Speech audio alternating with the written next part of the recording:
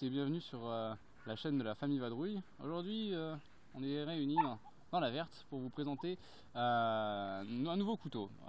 Nouveau, pas dans le sens où il vient de sortir, mais nouveau parce que on a déjà présenté celle du pisteur. Aujourd'hui, nous allons vous présenter la version outdoor de l'Opinel numéro 8. Donc, couteau de fabrication française, Cocorico, merci la Savoie. C'est un Opinel et pourtant il est considérablement différent de toute la gamme des Opinel.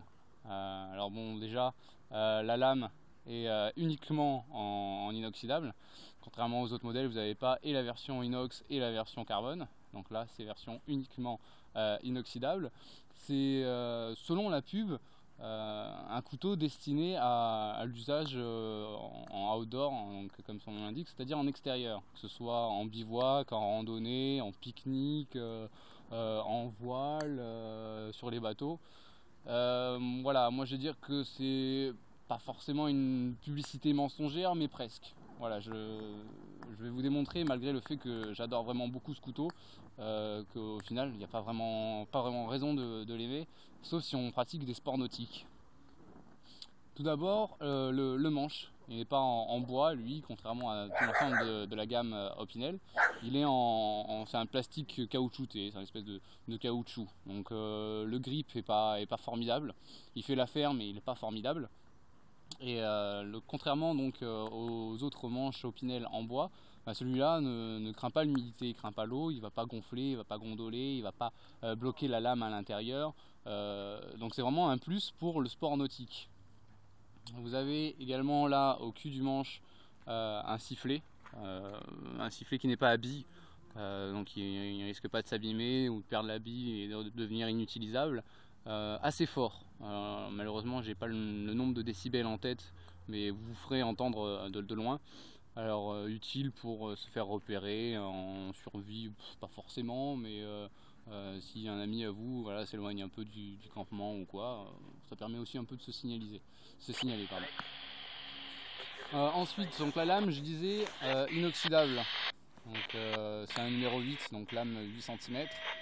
Là, vous voyez un démanilleur. Donc une fois encore utile dans les sports nautiques si vous êtes en bateau ou autre. Maintenant dans la Verte, dans les bois, complètement inutile. Donc là encore un aspect quasi exclusif pour les sports nautiques. Un décapsuleur par exemple aurait été peut-être plus approprié à d'autres pratiques. Donc la lame est divisée en deux, vous avez une partie lisse en bout de lame et des serrations. Je suis absolument pas fan moi de ces duos de lames, j'ai une préférence pour les lames entièrement lisses parce que c'est plus facile pour moi pour travailler dessus, notamment pour travailler le bois. Par contre, bon, les serrations, encore une fois, pour le nautique, c'est super pratique parce que pour tout ce qui est ficelle, cordage, ça va être beaucoup plus pratique que la lame lisse pour couper ce genre de matériaux. Encore qu'une lame lisse parfaitement affûtée fera aussi très bien l'affaire. Les serrations se trouvent en début de lame, alors que c'est l'endroit où on aurait préféré avoir la lame lisse parce que c'est là où on a le plus de force et c'est là où sur le bois on va travailler plus facilement avec le plus de force. C'est un Opinel, donc la pointe de la lame n'est pas forcément super résistante, donc elle permettra pas vraiment de travailler dessus, elle va vite se tordre. Elle cassera pas sauf si on bourrine dessus, mais elle va quand même vite se tordre.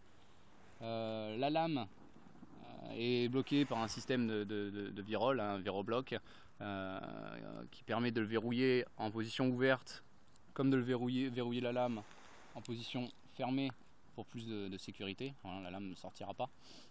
Elle bouge un peu, c'est dommage, il y a un peu de jeu, mais la lame ne bougera pas, sauf si on serre à bloc. Là, il n'y a plus de jeu, mais il faut vraiment le serrer à bloc.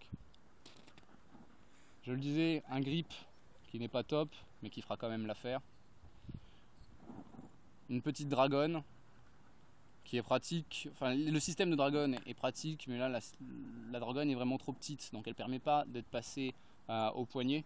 Donc moi je vous conseille de la remplacer par une vraie dragonne qui sera plus propice au maniement du couteau. Voilà dans l'ensemble pour ce qui est donc de l'Opinel. outdoor. Il ne faudra pas non plus lui en demander trop. Ça reste un Opinel, donc on va éviter le bâtonnage, on va éviter, on ne chopera pas non plus.